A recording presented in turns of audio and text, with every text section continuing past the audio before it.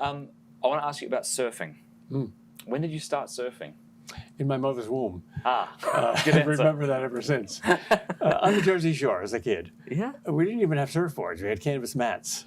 Okay. But that was good because you couldn't control it very much, so you had to go where the wave went. So I've always been a soul surfer rather than a hot dogger.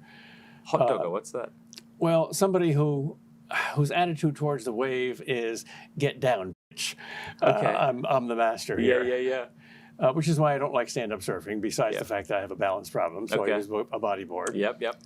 And you can do anything on a bodyboard that you can do on a stand-up surfboard, and it's a lot easier. Yeah. I once won a surfing contest. I was down in Florida. My son had just graduated from FIT. He's a pilot. And he left the car down there. So I went down to bring the car back. And along the way, I went to Sebastian Inlet, which is where Kelly Slater grew up. And there was a surfing contest going on. So I watched. And there were these really good surfers who were doing amazing athletic things. I was about 55 then, I think. And then they said, now we're going to have two other contests. One for the Groms, that's the little kids under 12, and one for the old fogies, anybody over 50. Very good. So the Groms were doing their fantastic thing too, and there were just 4 or 5 old fogies, all of them overweight except me. Yeah. So they gave us all boogie boards, and I just happened to catch the best wave, and I won a surfing contest. That's I came home a day late, and my wife met me at the door and said, yeah, you phoned me, you'll be a day late, but you didn't say why. What? You just said you had something important to do. Yeah, I won a surfing contest. You gotta be kidding. Philosophers aren't supposed to do that. Did you get a certificate or a trophy or something? No, just the memory. And then, do you get to do that up in Massachusetts much? Yeah, there are waves in Massachusetts, believe it or not. I remember one in 1978. No, you have to be patient. Okay, very good. They come in August and September. Okay. And when you're on a wave, you lose your ordinary consciousness. Yeah. You become one with the wave. I'm a coward. I don't take chances. The one time I did something really foolish was when I was very much younger. A hurricane had just hit the Jersey Shore, and we were at Wildwood. And nobody was in the water, and there were no policemen to kick anybody out of the water because only a fool would go in. Yep. And the waves were still pretty big, and there were riptides all over the place. And I was so naive, I didn't know how dangerous riptides were. Yeah. And I started swimming and body surfing in those waves, and I felt the riptides carrying me back and forth. Yep. Fortunately, they didn't carry me out, but a syllogism almost killed me. I thought, I have become one with the ocean. The one thing that can never drown in the ocean is the ocean itself. Therefore, I can never drown. I lost all fear. I let the tides carry me. Fortunately, God said to the riptide, don't carry him out. I need him. Dump him off the beach. Yes, premise 1 was incorrect, or there was equivocation in being one with the ocean or something. But it was mystical, therefore it must have been true. I love it. I love that a syllogism nearly killed a surfer who once won a... That's fantastic. I learned to surf in Ireland, believe it or not. Bloody freezing cold. You've got to wear those hats and the gloves and this thing. And then I moved to San Diego and did it a bunch there. Did you ever see that surfing video where they're teaching, where professional surfers are teaching Irish kids to surf? No. I never saw such wide smiles in my life. Oh, really? As on those kids' face. Yeah. You told me, or you said at one point about a poll of surfers. Would you rather give up sex or surfing? And the majority said they'd rather give up sex. Well, this was from... I think the New Yorker magazine or else the New York Times. And it was a cross-section of surfers at various levels. And that was the question. And 11 of them said they would give up surfing, and 89 of them said they'd give up sex. And as a result, the publication got very many angry letters from surfers saying, this is a fake. You couldn't find 11 people who would give up surfing. Very good. Speaking of sex, you've said one other thing that I thought was brilliant, and I always quote this. You were saying, asking, will we have sex in heaven, is like a child, upon hearing about sex for the first time, asking her mum, when we have sex, can we have candy? Oh, honey, you won't want candy. Like most of my ideas, that was plagiarized from C.S. Lewis. Oh, was it? Yeah. Almost everything is. Everything good. So let's talk about just heaven and the fact that we can't... We talked about not being able to depict Christ or the saints. Yeah. Heaven, I can't think of it in a way that's not boring. Well, that's because the best definition of heaven is the one that you get in the New Testament. Eye has not seen, ear has not heard, nor has it entered into the heart of man. try to explain to an unborn baby what life in the world is like. Can't do it. Yeah. It's more of everything, Yeah. but in quantity, not quality, not just quantity. So this is why when we read books about heaven or near-death experiences where someone goes to heaven and they tell us what it was like, it all sounds bloody miserable. Yeah, yeah. There has never been a good movie about heaven. Yeah. Never.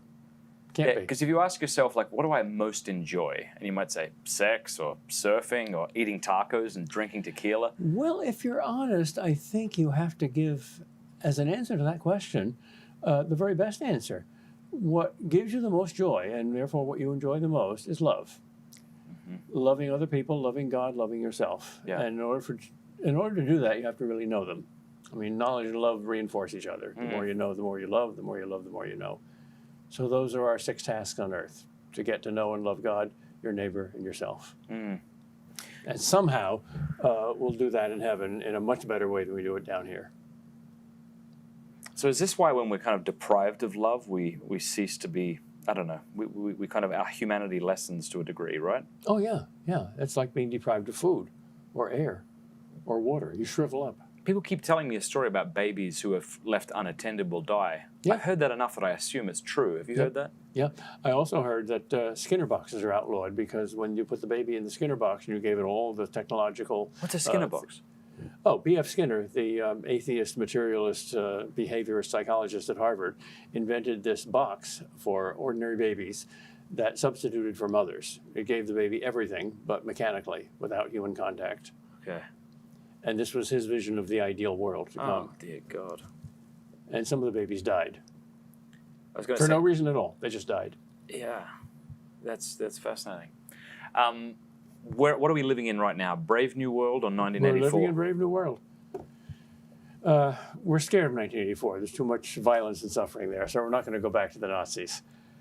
I hope but not. We're going to go forward to Brave. We're already in Brave New World. Yeah. Huxley in the 50s, he wrote Brave New World in 1932, I think. In the 50s, so he already said, I was wrong. I thought it would take 300 years. We're halfway there. Wow. We're now 3/4 of the way there. So for our listeners, the difference between 1984 and Brave New World? 1984 is what de Tocqueville called a totalitarianism of force, or a hard totalitarianism. Brave New World is a soft totalitarianism, a totalitarianism of comfort. Yeah. So it's almost like one's imposed from the top down and one's from the down up. We choose our own slavery as opposed to it being imposed on us. The first time I used Brave New World as a required text in a course in philosophy and literature at Boston College, I gave the students no guidance at all. I said, just read this over the weekend or over the vacation. Yeah. We'll come back and talk about it in class. And the discussion was not going anywhere for a couple of minutes until I realized that most of the students thought that Huxley was for Brave New World, that it was a utopia instead of a dystopia. I am not joking. They read the whole book? They read the whole book. And they were disappointed that the savage committed suicide. Yeah. But he was a savage after all. Yeah. And who wouldn't want to live in a world where there's free sex, free drugs, free entertainment? It's basically, advanced Scandinavia. Yeah. I read an amazing article in the Boston Globe last year. There's apparently an organization called the Global Happiness Project, which rates all the countries in the world by the happiness of its citizens. How do they do They that? give some sort of prize to the 5 happiest countries and some sort of warning to the 5 unhappiest countries. And according to this bunch of experts, the 5 happiest countries in the world are the 5 Scandinavian countries. Finland and Sweden and Norway and Iceland and Denmark. The 5 unhappiest countries in the world are all in sub-Saharan Africa. Ooh. I said, this is a joke, right? Because everybody, even a baby who doesn't even know how to speak, knows how to recognize happiness. When people smile, they're happy. Africans are smiling all the time. Of course, we speak about those dour Africans and those smiling Scandinavians, right? Yeah, no. And the surest indication of unhappiness is suicide. Yeah. Happy people don't commit suicide. Well, the suicide rate in Scandinavia is sky high, and it's very low in sub-Saharan Africa. I mean, life there is hard, and it's poor, and it's dirty, and it's corrupt, but people smile. That doesn't count. All that counts is your bank account. Mm-hmm. Idiots. And life expectancy, perhaps. Yeah. But then if you're not smiling and you're just concerned about your bank account, life expectancy is not going to help you be happy. I think the future of the church is in Africa.